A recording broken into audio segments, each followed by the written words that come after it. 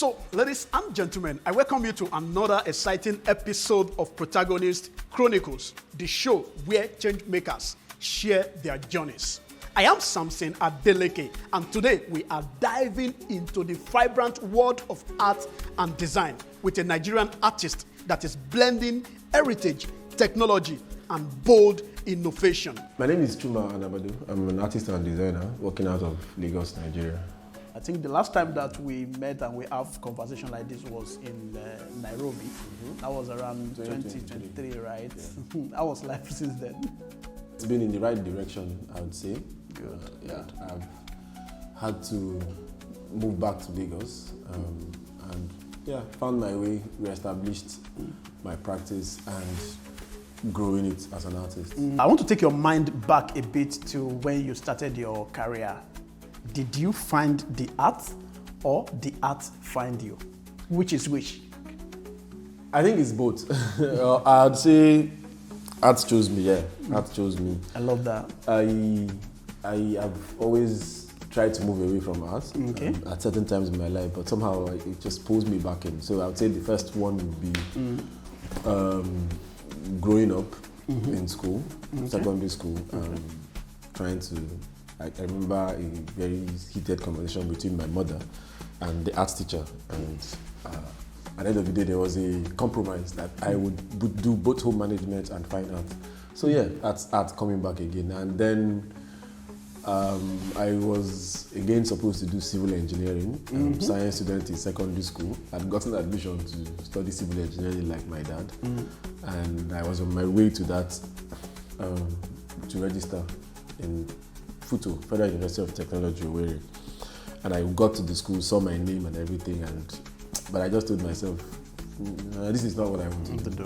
I want to do something that I won't be controlled. And I just thought about art at that point. So I just walked away. There's also some signs that I asked for and it came through. And my dad at the time was very upset. And like, okay, so what do you want to do? I'm like, okay, so let's start going through jam brochure. Like, at the end of the day, we settled for fine arts because that skill was always there. I was always a good art student. So I ended up studying art in the university. But then he made me specialize in sculpture, which was closest to materials. You're right. Right? And making. How challenging was it like for you to build yourself? It's been very tough. I wouldn't lie. Again, starting as an artist, starting fresh, but there's been almost 15 years of professional design practice, right? So how that 15 years then translates into an art practice was also a thing. So I also realized that I was kind of a young and old artist at the same time. Young in the sense that I just started, but old in the sense that I've not gotten any relevant art practice experience, but I have a lot in the design. It's just now that it's all become one thing, right? Because in my head I reconciled it as one practice. What we call it in Igbo is nka, right? The skill of making, the skill of designing, the skill of beautifying. And yes, officially I've actually been named Omenka, which is the maker of things, right? By my kindred, and of course the goods went down for that. And what kind of art are you into right now as you speak? I think I would like to just call my art Ulie art in memory, respect and reverence to everyone that has come before me. Now, Ulie art is the traditional Igbo art form, line art form that was originally found in compound walls, right? It later then went on to the body and then onto the traditional fine arts, painting, sculpture. And I think what I've done is to bring it back into the walls, the compound walls, within the architectural and lived space. But this time around, reimagining it using great technology, modern technology, reimagining the motifs and then creating a whole line drawing language system that is very spirited and just comes to me, because a lot of times I actually see my work completely before I start drawing. So it's a lot of exchange between the physical and the spiritual realm in my work, and I think it's something. It's every line I draw, like I have memory of it for every work, and these memories are just piling up. So there's memory that creates the work. There's memory of the work as well. Yeah. Over the years, I've seen you working, and I've seen a lot of your artworks. I want to know, how do you get your inspiration? Okay, my answer will be very simple, and then I'll try to explain it. I'd say my works are spirited. Earlier on, I remember I used to. It's actually even published, I think, in Vanguard.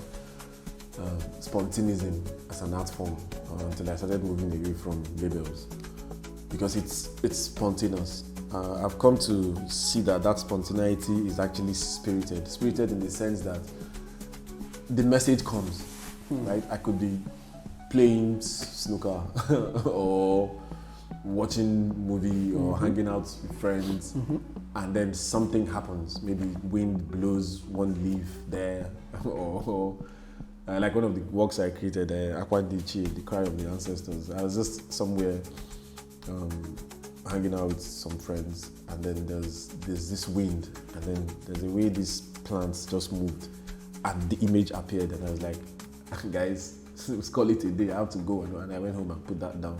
Right? Sometimes I let it sleep overnight, and if I wake up in the morning and that image I saw the day before is still there, then I put it down. I saw one of your work on a building. I'm curious to know, what's the message behind that particular art piece? I have two of them actually. So the one in Lekki Phase 1 was commissioned by Punuka Associates, a top law firm in Lagos. The work itself celebrates one Onye Punuka. So Onye Punuka is supposedly the great-grandmother of the founder, great-grandmother, I think, of the founder of the law firm. And for me, I looking at their story, that kind of stood out for me.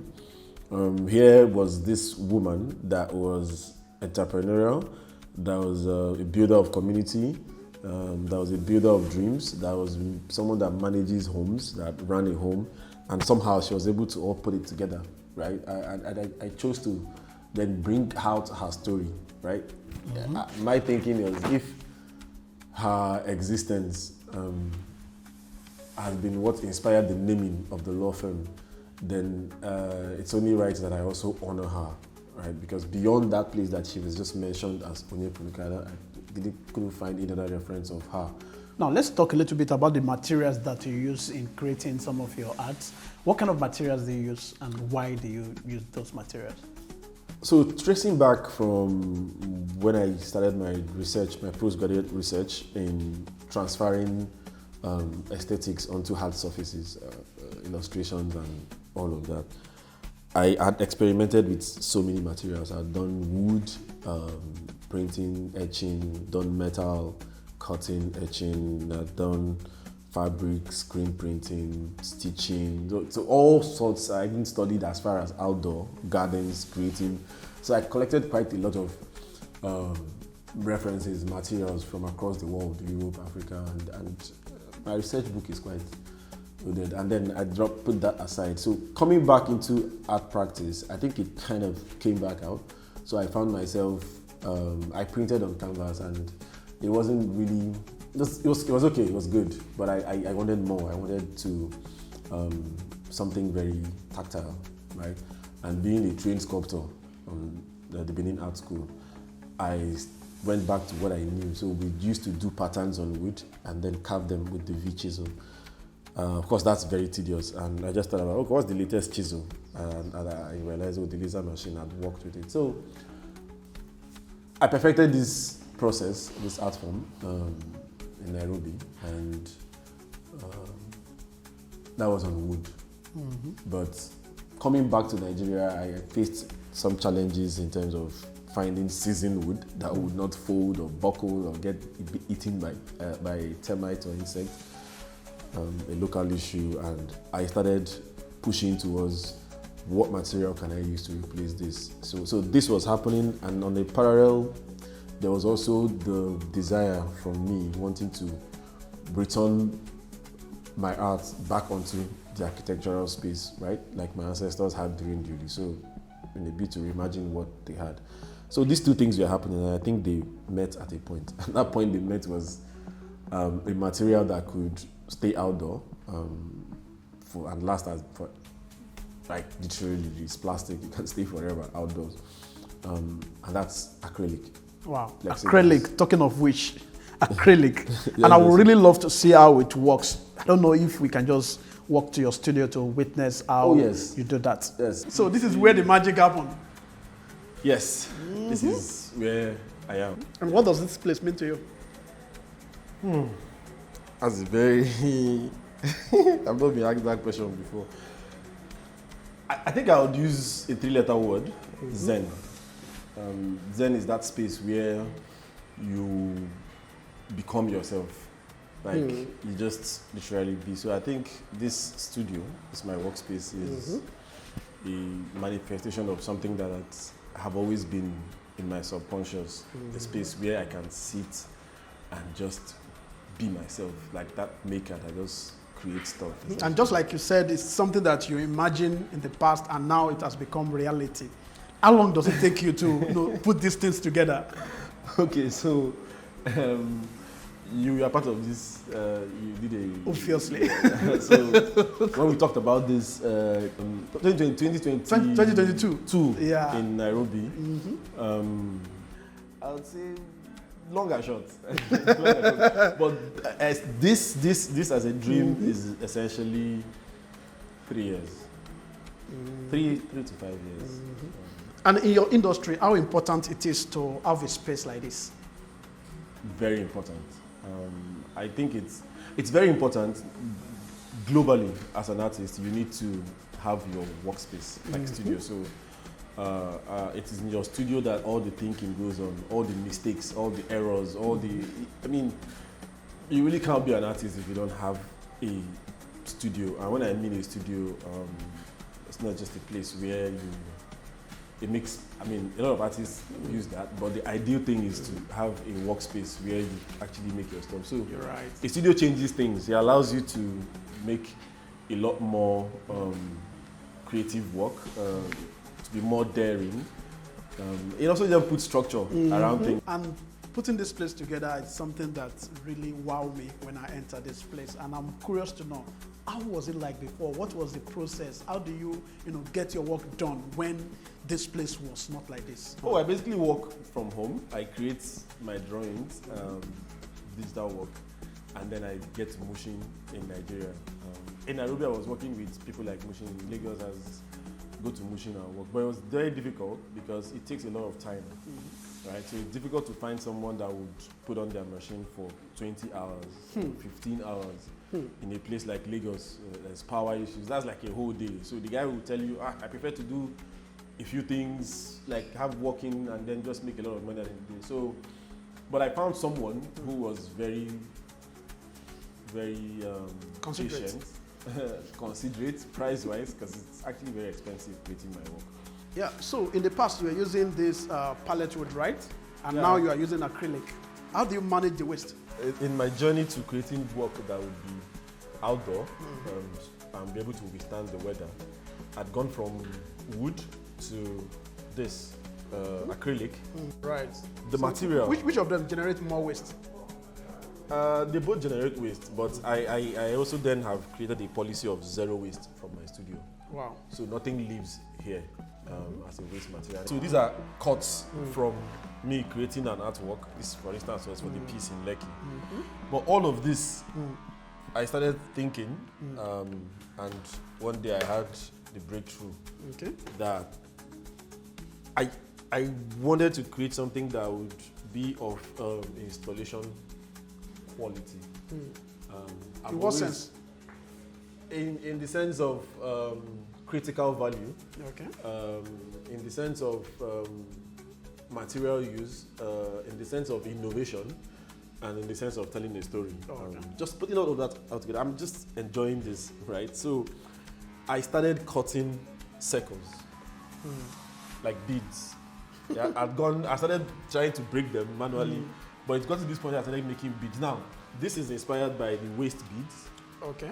That our women wear, and it's generally an African Just culture. normal waist bead, The right? waist beads, right? We call it mbaji in Igbo. Okay. It's popularly called jigida. So that's like a test string, Oh. right? So what That's happens beautiful. is after this, I cut, and I started cutting glass, and then these are now being sorted into different colors. Colors. Wow. Right? But it's all coming from the waist. Wow. So I have a box of waist This there. is beautiful. Yeah, and then we cut them into from this and sort them into boxes like this. And then I'm now stringing this with a metal thread Okay. and light in it to then create that's one string. And from this, I'm now going to put it together to then illustrate just about anything I think of. I want to know, why are you doing all this? I would do it without the money. And for me, that's the main thing. The fact that I can actually do this without money means it's a purpose for me. Wow, guys, do you just hear that? He said he can do it even without money. That is not the general saying that we are used to in Nigeria. If it's not making money, it's not making sense. But I think it is that time where all of us need to come to that realization that we really need to find what we love and then love what we are doing. Then later on, money will come in. So thank you very much. It's when the passion meets the purpose and the pay. That is just it. You nail now. Thank you very much for joining me on this exciting episode of Protagonist Chronicle. And I'm very sure very soon we'll still hang out like this and have more fruitful conversation. All right, man. Cheers. Peace out and keep watching Protagonist Chronicles.